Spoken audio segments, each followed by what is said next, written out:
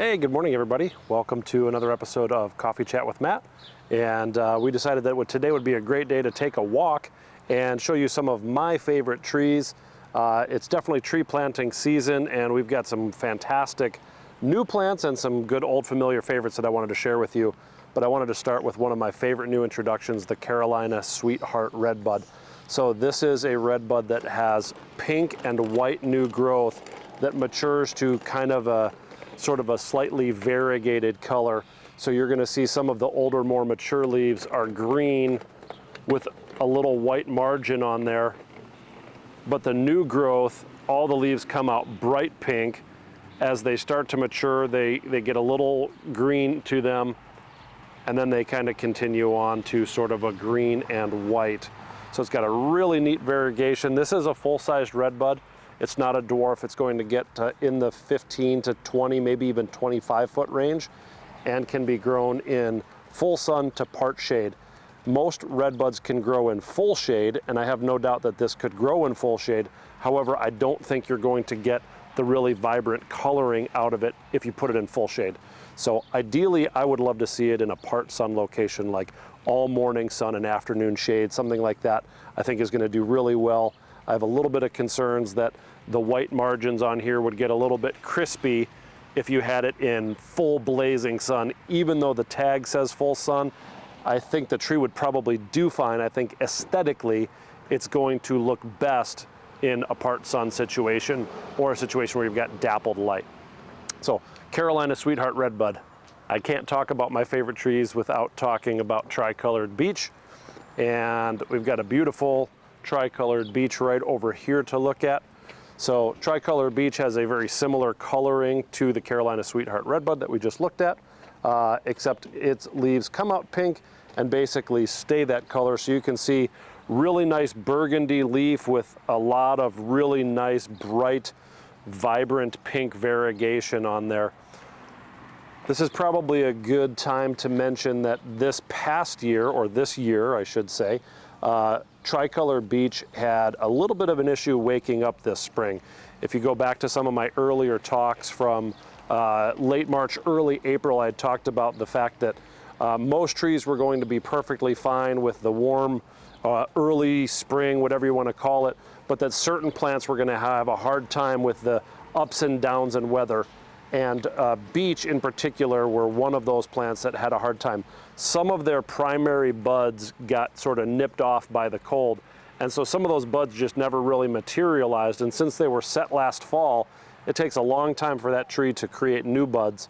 And so that's kind of what's happening now, not necessarily in this one. This one's looking great, but a lot of the beech, some of them here and some of them in the ground around town, and even mine at home, some primary buds opened up, but maybe 50 or 75% of those primary buds that were developed last fall did not open up. They just kind of fell off. And now the tree is just starting to try and develop new buds, which is going to take several more weeks. So over the course of the next 2 to 4 weeks, you'll see them continue to leaf out and get full again. And I think in probably a month's time, you won't even know the difference if you have one of those beech that kind of suffered from the ups and downs in early weather. But Tricolor Beech is a tree that does best in part sun. So I normally like to put this on the east side of a home or on the east side of a very large tree or grove of trees, something like that, where it's going to get, again, morning sun, afternoon shade.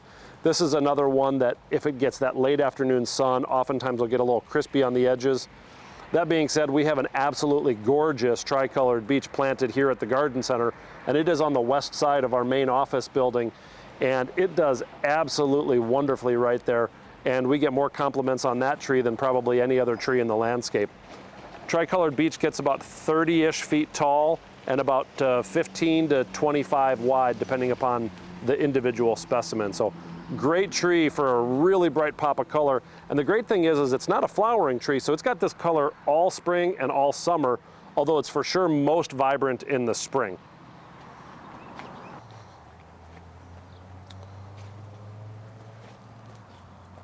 This is the Northwind Korean maple. This is a hybrid Korean Japanese maple. These were bred and developed by Dr. Ed Hasselkiss up at UW-Madison.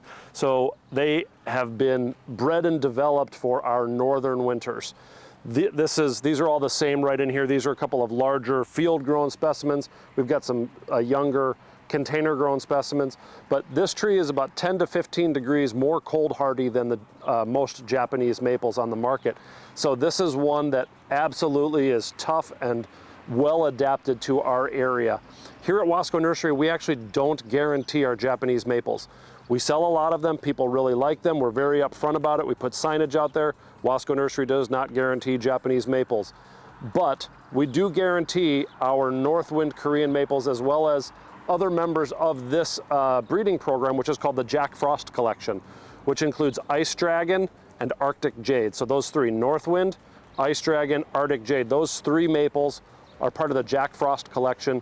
All of them were bred and developed up at UW-Madison and were field tested out at the Bickelhaupt Arboretum in Clinton, Iowa.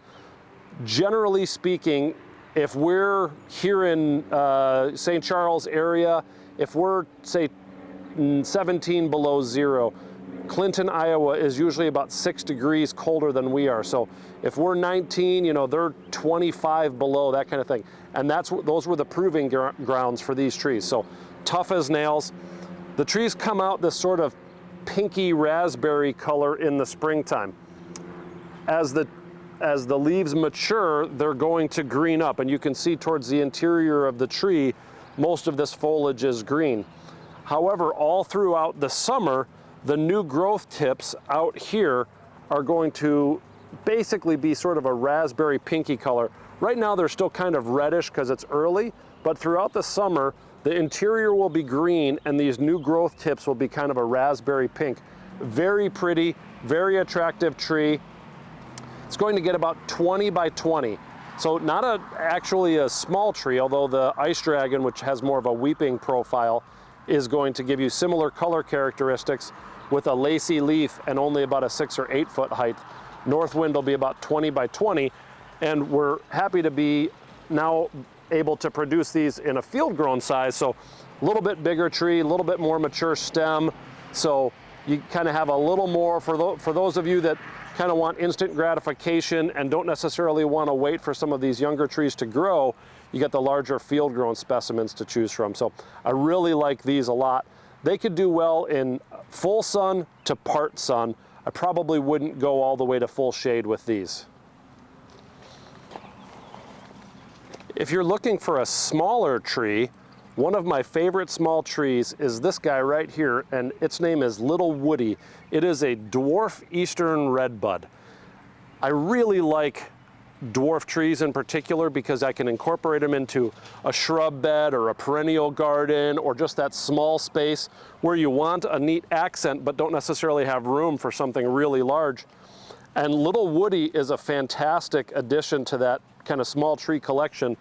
Pretty difficult to find tree. I was happy to be able to have some of these this year. There's a couple things that make this tree unique compared to other redbuds. The leaf has almost a thick ruffled appearance to it, which is different. The leaf on a normal redbud gets quite large, maybe about this big. And if I kind of put this over the top here, you can see these leaves are much smaller. Even the mature leaves in here are much smaller than the mature leaf on an normal Eastern redbud tree. It also has a thickness to it that you kind of have to be here to feel, but it has a little thicker texture to it. The leaves come out sort of a orangey red kind of color, brownish red, and then green up. This tree flowers just like any other redbud, so the whole tree was covered with little lavender purple flowers in the springtime, and then it's got this really kind of unique character and texture to it being a dwarf tree. It's only going to get about 6 or 8 feet high after 20 years, so it's a pretty small tree and absolutely can kind of be trimmed and manicured to, I wouldn't, turn it into a round ball or anything, but it for sure can be kind of manicured to what you want it to look like. So really neat tree, and great for some of those smaller, tighter spots, or if you just have a small property but want something with a little single trunk and kind of that look. There's another tree that I also like for that kind of similar usage, and it's a dogwood called Little Poncho. So little Poncho dogwood is a dwarf Kusa dogwood. They're just starting to bloom right now. I have one of these at home in the front of my landscape. The last couple of weeks, these flowers were green. Now they're starting to turn white. It's got this really nice star-shaped flower. The center of that flower is going to be its fruit. These petals will fall off in a couple of weeks, and you're going to be just left with this center part. In fact, if we zoom in over here, we can see one of the flowers where the petals have already fallen off, and you're just left with that center part, which is going to be a fruit. That little fruit is going to turn kind of a pinkish red color, and again has sort of a resemblance similar to that of our little mini raspberry. So it's got some really nice summer color. The foliage is going to turn bright orangey red in the fall. This tree is going to max out around 6 to 8 feet high, and as the tree matures, the bark takes on a kind of a multi-toned, like gray and tan and white sort of mottled appearance, which is really cool. So this is a tree that could grow in mostly sun to almost full shade. I wouldn't, like, not dense full shade out in the woods kind of thing, but north foundation or more shaded location, it's still gonna do really well. That's the little Poncho Kusa dogwood. One of the other trees that I wanted to highlight, because I really like these trees, especially like them for their bloom time. This is a magnolia called Sweet Bay. This particular one is called Moonglow, or it goes by the name of Jim Wilson. These magnolias are semi-evergreen, so oftentimes will keep their foliage throughout the winter time. Oftentimes some of that foliage will turn yellowy brown. Like if we look over here, this is a leaf from last year. There's actually nothing wrong with this. It's just an old tattered leaf that's gonna start to fall off here, but it gets replaced by all this fresh new growth. So you can see all of this nice new growth over here. Again, underside here, you've got kind of an older leaf that's gonna fall off. But if you look here, you can see a flower bud right there, and a flower bud right over here. And then on this side, we've got a couple of open flowers. So this is a much later blooming magnolia than most. Most magnolias in our area have been done blooming for probably, I would say, the better part of almost a month now, 3 weeks anyway. And then these start blooming. They have a wonderful fragrance. Obviously, it's a white flower, sort of tulip or cup shaped, and they're going to continue to bloom for about another 2 to 3 weeks. So you're basically going to get end of May and the first few weeks of June. So it's a longer bloom time. It's not susceptible to frost damage, obviously, because it blooms so late, and can actually tolerate a little bit of moisture, which is unique for magnolias. So can tolerate a little bit more damp location. This is a medium-sized tree, around 20-ish feet tall. Excellent specimen tree. You could certainly use it in a grouping or mass kind of planting, something like that, but I really like these magnolias. They are native to northern Illinois, not necessarily northern Illinois, but sort of the upper Midwest anyway. So kind of a good native tree, pretty durable. I probably wouldn't plant this if I backed up to a, couple 100-acre cornfield or something like that, where it's just going to get all the nasty drying winter winds. I don't think it's going to love that. But most average yards, mature lots, things like that, in town locations, these are going to do really well. A lot of people come to me and are looking for trees that don't take up as much space because they have a smaller lot. And I've got 2 really good trees coming up that I wanted to mention that are columnar or more upright or fastigiate trees. This one here is called Crimson Spire Oak. It's a hybrid cross. It's got this really cool, almost like mini oak leaf. So it looks just like a normal oak leaf, but you can see here it's only a couple of inches long, and that's really about as big as the leaf gets. It may get just a touch larger than this, but not much. So it has a really kind of ferny texture to it because the leaves have these teeth and indentations on it, that really nice fine texture. Crimson Spire is going to get about 30 to 40 feet tall and about 12 feet wide, so it keeps a very nice upright profile.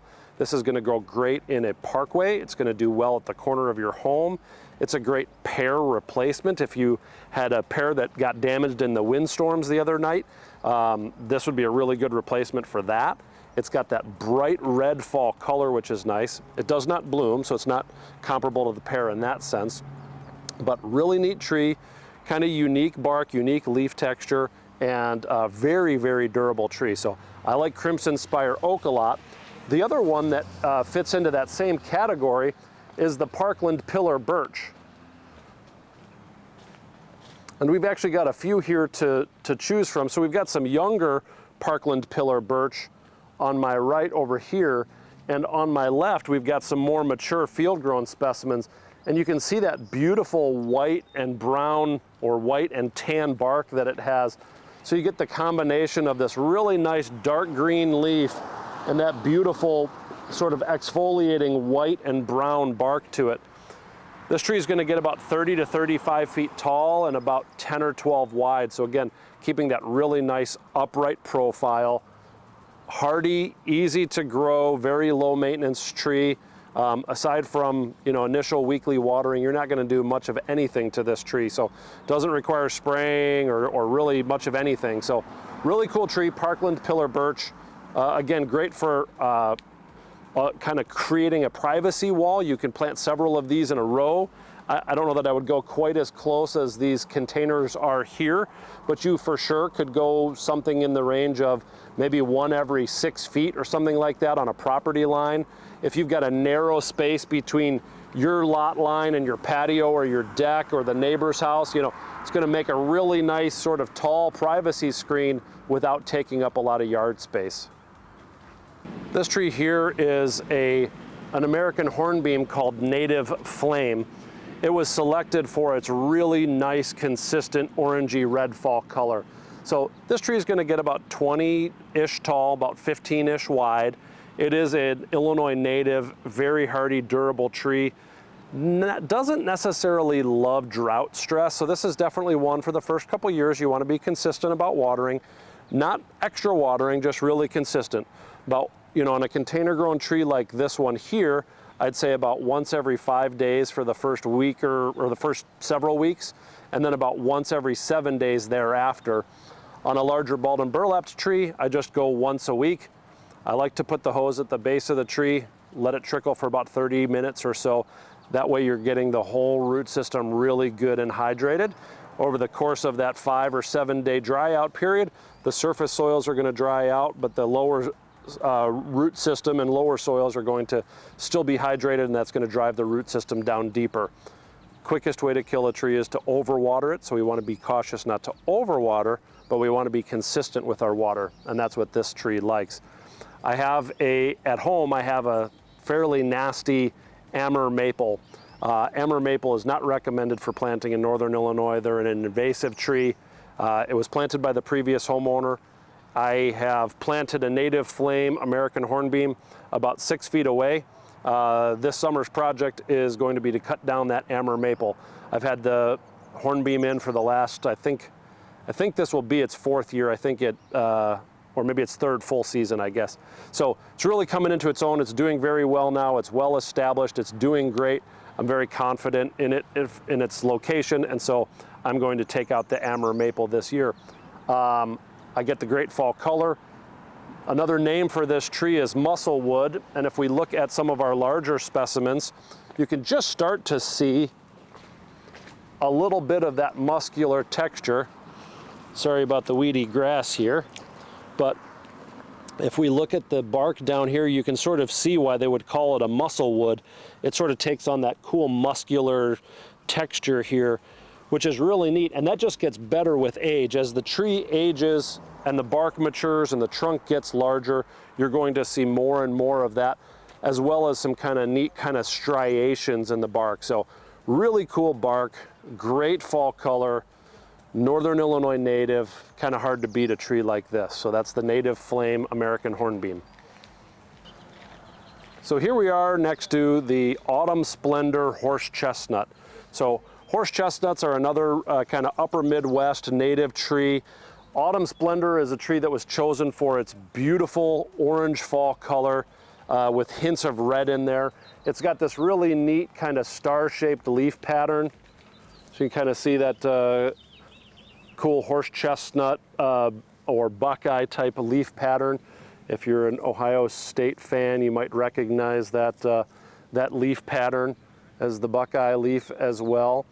This tree gets a white or sort of a yellowy white flower. I don't know if there's any flowers left. We can kind of see where one was right up here. It gets a cone-shaped yellow flower, which is very cool. It's a very pretty flowering tree.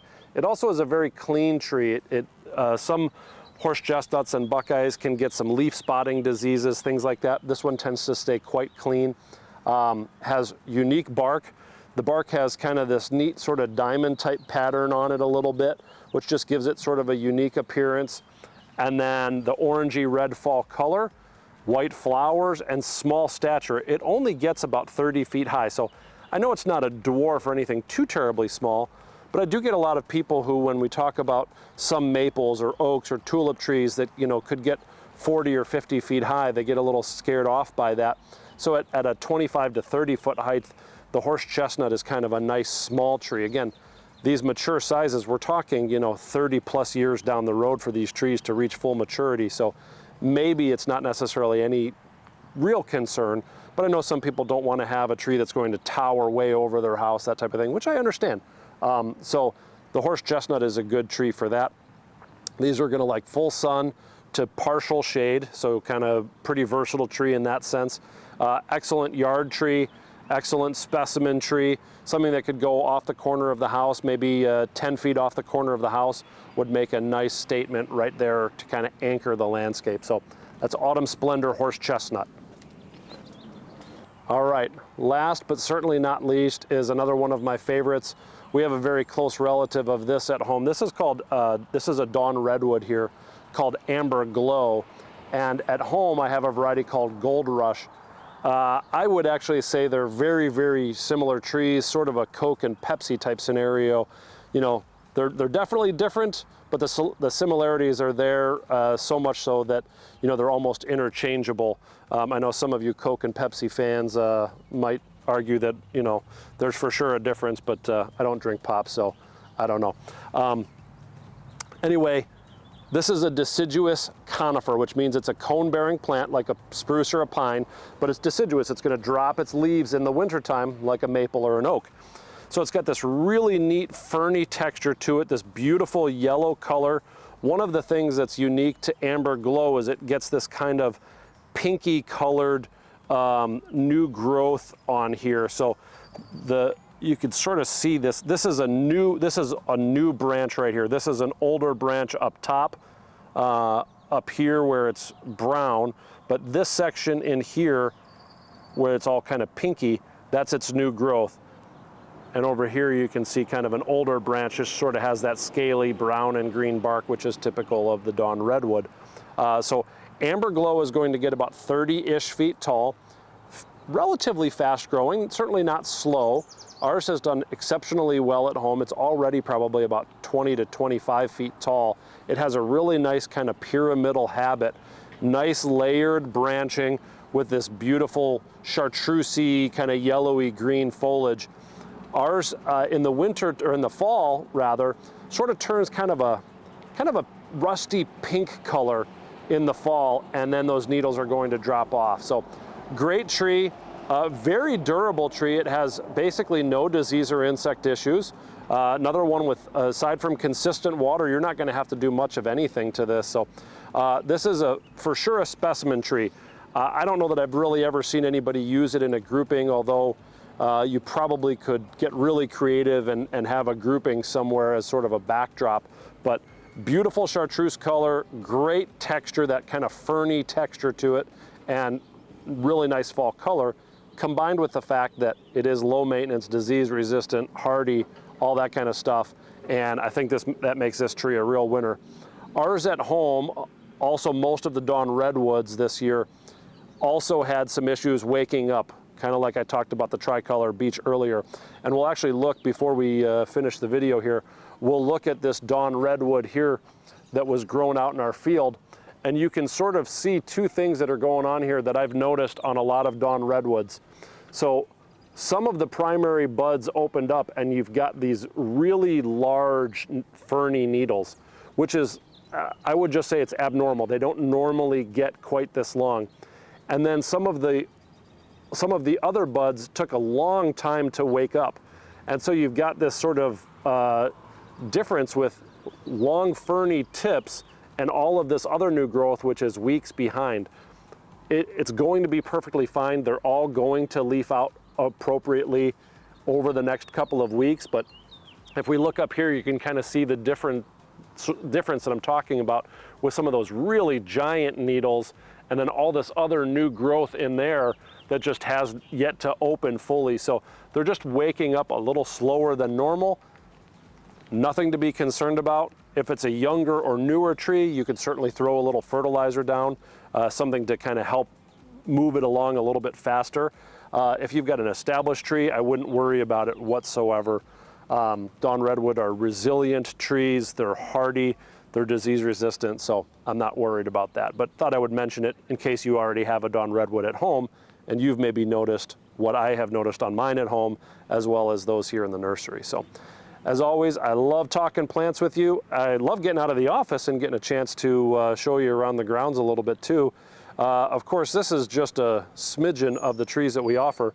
We have about 3,500 trees above ground right now. We have the largest tree selection in the Chicagoland area. All of our trees, aside from Japanese maples, are guaranteed for 1 year if you plant them yourself, or 3 years if our professional crews do the installation for you. So if you're looking for a tree, maybe come by, take a little walk. We'd be happy to show you these trees. We're also happy to hold them until after the cicadas are gone. If you're in an area that has a lot of cicadas activity going on, you probably only have about another 4 weeks of them. We have actually here at Wasco Nursery yet to see a single cicada. As I mentioned in my videos early on and on my blog post and all the other stuff, there are a lot of areas around here that we are not going to be seeing a lot of cicadas. And what I said weeks and months ago has proved true. We haven't seen a single cicada here at Wasco Nursery yet. We haven't seen or heard any cicadas across the street at the forest preserve because that forest preserve is actually only about 30 years old. And as I mentioned early on, disturbed areas with construction and farming and prairies and new subdivisions, all that kind of stuff, you're not going to see a lot of cicada activity, and we're not seeing it here. But if you are in an area where you're seeing heavy cicada pressure, it would be best just to wait if you don't want to net the tree. So we're happy to hold on to that tree and plant it after the cicadas have gone, which is going to be kind of mid to late June, and then they're going to be done for 17 years. So then they won't be a concern anymore. So as always, love being with you on a Saturday morning. Hope you get a chance to get outside. Thanks for being with me.